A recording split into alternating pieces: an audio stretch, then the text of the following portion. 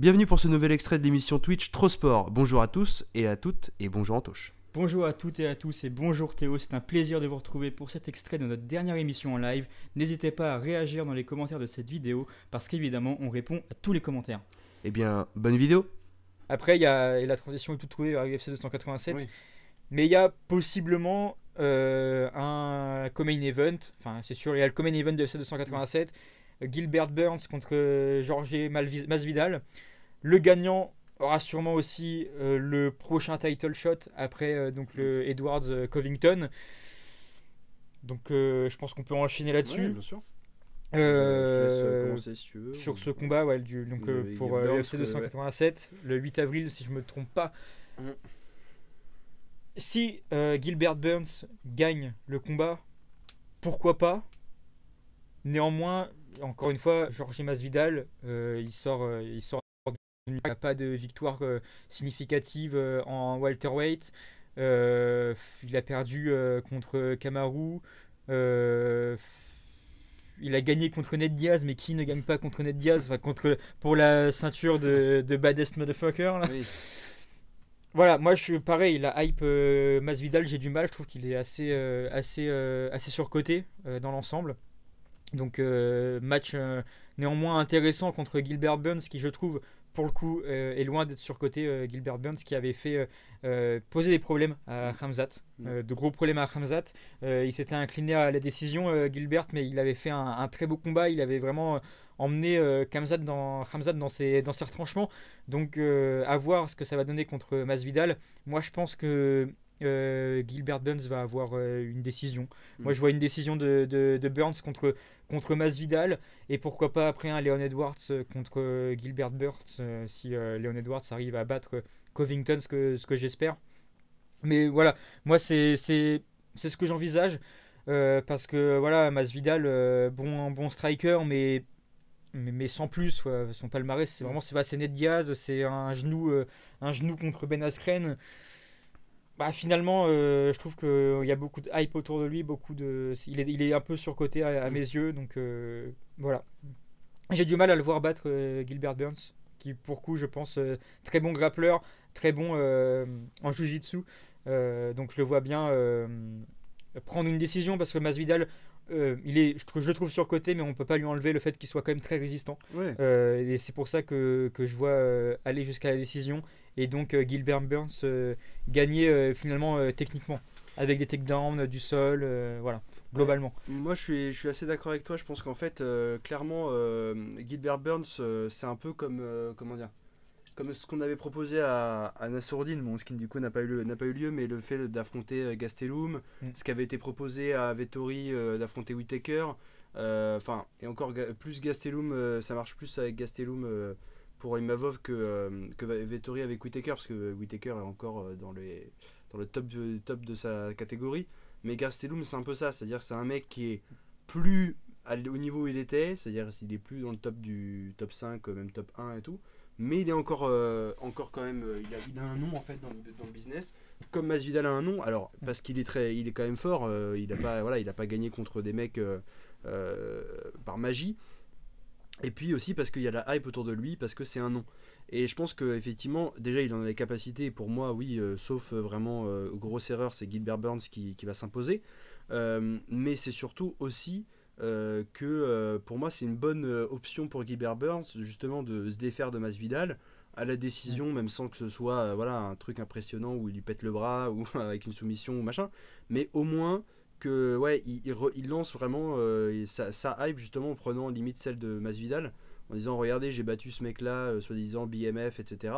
Et après que justement il se relance, et c'est en plus pas mal d'avoir ce spot là en co-main event UFC 287 juste à côté justement d'un gros match avec beaucoup de hype aussi autour, qui sera hyper intéressant à voir.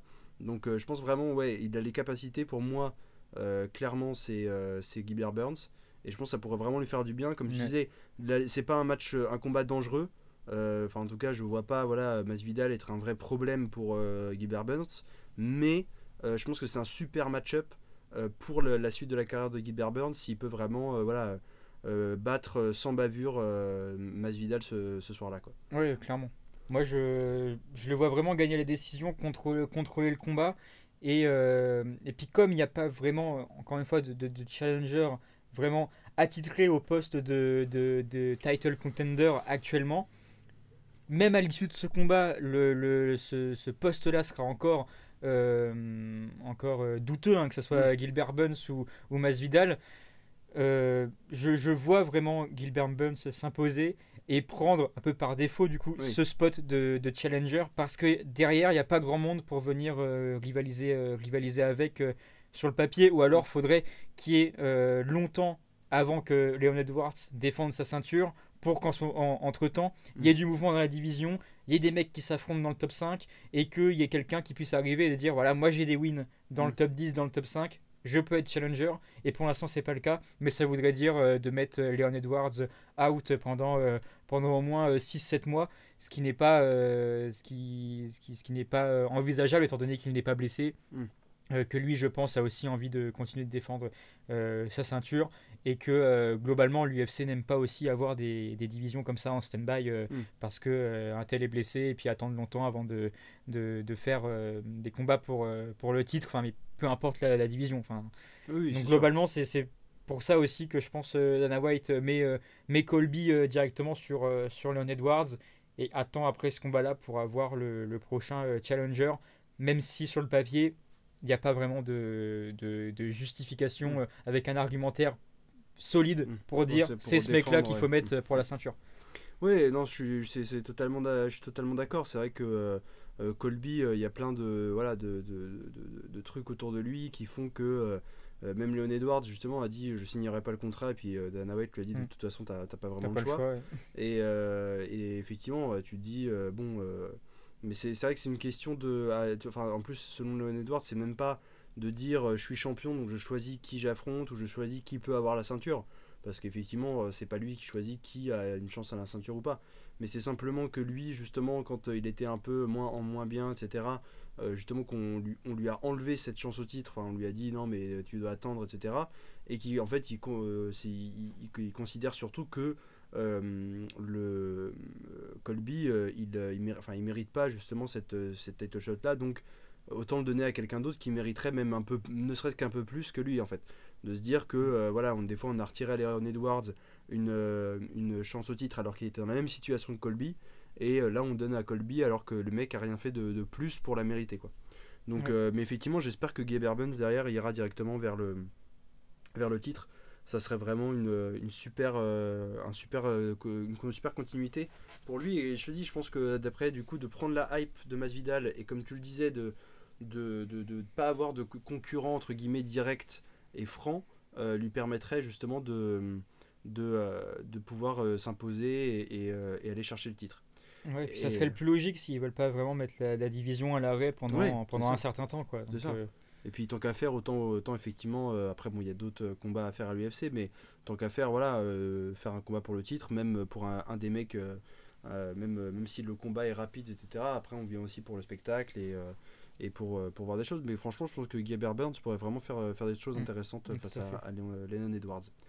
Et puis pour terminer sur ce UFC 287, et pour terminer sur la page UFC, et puis après avoir un petit débrief ailleurs, toujours en MMA, mais ailleurs que dans l'UFC, on parle bien sûr, j'avais titré moi sur le conducteur de l'émission qu'on fait, quel avenir pour Adesanya, parce qu'effectivement tu parlais tout à l'heure des champions africains, on va pas en parler de Kamaru Usman, on pourrait aussi évoquer Francis Ngannou qui lui est parti de son plein gré, parti de son plein gré, il est parti en champion, mais il est parti, et Kamaru Usman qui s'est fait battre, qui a perdu son titre, qui a voulu récupérer son titre, qui ne l'a pas eu. Adesanya, pareil, qui s'est fait battre et qui là veut récupérer son titre. Alors, est-ce qu'il va le récupérer ? Bonne question. Une chose est sûre, c'est que Adesanya il a 23 victoires, 2 défaites, 0. Oui, c'est ça, 2 défaites et 0 no contest. Mais voilà, une des seules personnes dans tous les sports de combat d'ailleurs, parce qu'en Muay Thai aussi. Kickboxing ou Muay Thai pour Adesanya ? Kickboxing. Kickboxing, je crois. Hein. Je crois, ouais. Et en tout cas boxe pied-point. le mec a plus le truc spécifique. Bon, en général c'est boxe pied-point. En tout cas, il était avant MMA, il faisait du pied-point et il affrontait déjà Pereira, et Pereira l'a déjà battu 2 fois. Et là, il a retrouvé donc Pereira qui a lui un record de 7-1 en MMA et qui est déjà champion et qui va re-affronter Adesanya. Donc effectivement, et on a en fait, je trouve que Alex Pereira avait le même comportement dans le premier combat contre Adesanya qu'avait Leon Edwards là avec Kamaru Usman, c'est-à-dire un peu détaché, un peu en même temps un peu frimeur. Et effectivement, on a eu Adesanya à ce moment-là qui, genre sur la fin du combat, lui dit je t'aime pas, mais je te respecte, etc. Et t'as Alex Pereira qui fait ok. Ouais. Je t'aime pas, tu sais, on s'aime pas, mais bon, je te respecte, machin, genre bon combat. Et l'autre, tu fais ok, d'accord. Donc, ouais, un peu de mépris peut-être un peu pour Alex Pereira. Mais, et après, il y a beaucoup de vannes aussi autour de dire Israël Adesanya qui se met au golf, Alex Pereira qui le suit pour le rebattre encore sur un autre terrain. Donc ouais, moi je sais pas, je vois en fait la fragilité, parce que déjà Adesanya a aussi perdu par KO, alors moins violent que celui de Kamaru, mais je vois un peu le côté psychologique qu'il avait déjà un peu bouffé au premier combat, peut-être le rebouffer un peu, et parce que c'est souvent compliqué de comment dire, quand on est champion, de vouloir directement retenter le truc et de vouloir directement reprendre la ceinture, c'est souvent compliqué. Donc Israël Adesanya, moi je le vois perdre après, je sais pas. Moi, si tu me dis ce que t'en penses, Antoche. Moi je suis plutôt du même avis. Moi je vois aussi Israël Adesanya perdre cette revanche immédiate pour son titre, tout simplement parce que je trouve qu'il y a un mindset chez Alex Pereira qui déjà fait flipper. Parce qu'effectivement le mec je te respecte, ok. non mais ouais, le mec n'a aucune émotion. Le mec c'est un tueur. Vraiment c'est un tueur, et on voit qu'il prend plaisir à tuer dans l'octogone, surtout quand c'est Adesanya. Et je vois bien un perso, un bis repetita du premier combat. Malheureusement pour Adesanya, je pense que effectivement ça va être un combat disputé, un peu comme le premier, parce que Adesanya il a quand même beaucoup d'armes, en striking il est quand même très bon, et il va faire mal à Pereira forcément, comme il a pu lui faire mal dans le premier combat aussi. Mais à la fin, Pereira il est très puissant, c'est aussi un gros striker. Je vois mal Adesanya avec la psychologie qu'il y a suite à sa première défaite et la perte de son titre, et puis le fait que Alex Pereira est vraiment sur ses côtes tout le temps, mais dans le combat mental aussi. J'ai du mal à voir Adesanya revenir au top niveau dont il était avant, et puis surtout réussir à battre Pereira dans ces circonstances-là. Après, à voir, peut-être que en dehors des caméras, Alex Pereira n'a pas le même mindset, et que du coup, le fait d'être champion, il s'est relâché. Bon, après, c'est toutes ces questions, mais qui finalement s'appliquent à tout le monde, de dire, t'as atteint le grade de champion, t'as peut-être atteint ton objectif. Est-ce que maintenant, t'as vraiment le mindset de te dire, moi, ce que je veux, c'est défendre ma ceinture coûte que coûte, et puis je la donnerai à personne? Ou est-ce que c'est de te dire, moi, j'ai eu ma ceinture, je suis content, quoi. Ouais, tu vois, c'est de me dire, si ça s'arrête là, c'est très... Parce que voilà, c'est ce qui peut arriver, même si quand il y a les caméras, Alex Pereira il fait vraiment le tueur qui vraiment est détaché de ça, et peu importe qui est en face, il le tuera, que ce soit pour une ceinture ou pas. Et après, pareil de l'autre côté, Adesanya, est-ce qu'il a vraiment ce mindset de se dire, j'ai perdu ma ceinture, maintenant pour ma legacy, il faut que je donne tout pour la récupérer, et il faut que je mette en place le travail nécessaire pour la récupérer. Je pense qu'il a ce mindset-là. Après, franchement, à voir. C'est un combat qui est assez difficile à pronostiquer au final, mais moi, j'ai tendance à dire que Pereira va répéter ce qu'il a fait au premier combat, et puis gagner par KO contre Israël Adesanya, peut-être même plus rapidement que au premier combat. Mais moi, comme je disais, je suis d'accord avec toi sur le fait, effectivement, il y a un mindset à avoir, et peut-être que Kamaru Usman un peu, peut-être, alors je sais pas si c'était conscient ou inconscient, mais un peu peut-être essayer de surjouer le fait de mais ça m'a pas affecté le KO, enfin, tu sais, genre ça a pas changé mon mindset, c'est ma ceinture, machin et tout. Je sais pas si c'était conscient de vouloir faire ça alors que derrière il avait vraiment travaillé, ou si c'est juste un peu d'être dans le déni en se disant ça a rien changé du tout. Là, Adesanya, c'est pareil en fait. Il faut avoir ce mindset, oui, de vouloir reprendre sa ceinture. Mais je pense que tout champion, surtout à ce niveau-là, t'es compétiteur, t'as envie de reprendre la ceinture. Déjà pour une question d'image où t'as envie que les gens soient autour de toi et tout. Et puis une question aussi de salaire. Oui. Un peu bêtement où t'as envie des cachets qui vont avec les gros combats et les main events, etc. Mais moi surtout je pense qu'il y a le côté psychologique d'avoir retrouvé Pereira qui était déjà un peu sa bête noire, tu vois, Ouais. surtout qu'il a franchement des beaux palmarès dans les deux disciplines qu'il a faites au niveau professionnel, et à chaque fois sa bête noire c'est Alex Pereira quoi. Et du coup là voilà, de le retrouver là, de se faire encore arrache, même si pour moi il a les qualités pour arrache Pereira, hein, mais c'est vrai que Pereira étant aussi dangereux parce qu'il est pas juste il fait pas juste peur à Adesanya, il est vraiment dangereux, mais le fait en plus que mentalement peut-être qu'Adesanya était pas diminué mais en mode un peu réticent, etc., a fait que il n'était pas dans le bon mindset, et c'est pour ça que je suis d'accord avec toi. Il faut qu'il ait ce mindset là de se dire faut que je le tue et faut que je récupère la ceinture, et en même temps tu te dis bon, s'il y a encore cette petite voix dans sa tête qui lui dit putain fais gaffe, il t'a déjà battu, fais attention parce que c'est lui, franchement à chaque fois ça passe pas, etc. Ça peut être ça qui cause sa perte, parce que franchement oui, Pereira il fait peur, et pour moi c'est pour ça que je me dis qu'il va s'imposer. Après, est-ce qu'il y aura plus de combativité de la part d'Adesanya, ou est-ce qu'effectivement il va avoir peut-être aussi peur, voire plus peur, et que ça va un peu le figer, ou que voilà, il sera un peu moins comme là Kamaru Usman a été un peu voilà, a pas vraiment joué son jeu.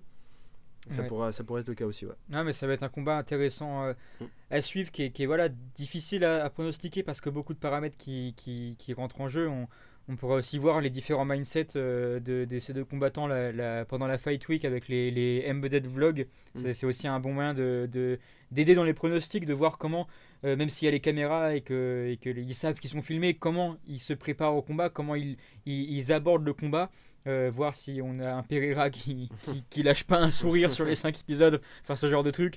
Les face-off aussi qui vont être importants, et sûrement une conférence de presse aussi avec un combat comme celui-là. Donc c'est aussi tout ça qui va être intéressant d'analyser, parce que ce combat-là, au-delà de la technique, parce qu'on sait qu'on a deux strikers d'exception, hein, on peut dire ça, c'est deux très bons strikers. Là le combat il est presque plus psychologique que finalement physique, et donc c'est là-dessus que c'est dur à pronostiquer, et c'est ça qui va être intéressant à suivre dans ce combat, et qui me donne vraiment hâte de le voir effectivement le 8 avril, je cherchais tout à l'heure, mais en fait voilà, nous le 8 avril, mais du coup le dimanche 9 avril à 4h du Zbar. Comme d'habitude, hein, puisque c'est Las Vegas, voilà, c'est ça ça change pas. C'est pas écrit. Non, je sais plus où c'est. Bon, on va dire on verra. Sûrement Las Vegas. Hein. Oui, c'est ça. Normalement, c'est Las Vegas, mais alors on va vous vérifier ça. Non, Miami. Miami, Floride. Ah oui, c'est vrai que c'est le retour en Floride. Chez Masvidal. Oui, chez Masvidal, mais c'est surtout en plus retour en Floride depuis un moment, de ce que disait Dana White. Je sais que je suis pas vraiment. Je sais que Las Vegas c'est un peu la terre promise. Le berceau. Ouais, c'est ça. C'est la terre promise de l'UFC, mais ouais, apparemment ça faisait longtemps qu'ils n'étaient pas revenus en Floride, donc ils reviennent en Floride à Miami. Pour UFC 287, l'autre. Merci d'avoir regardé cette vidéo, on espère que vous avez apprécié le sujet et qu'il vous a fait réagir. Encore une fois, n'hésitez pas à vous abonner, à liker la vidéo et laisser un commentaire, on répond à tout le monde et ça nous fera très plaisir d'échanger avec vous. Encore mieux, vous pouvez passer avec nous pendant notre prochain live Twitch pour échanger en direct, et vous retrouverez toutes les informations utiles sur nos réseaux sociaux qui s'affichent à l'écran et en description, notamment Instagram et Twitter. Merci à tous et à bientôt sur nos chaînes Twitch et YouTube. A très vite sur Trosport.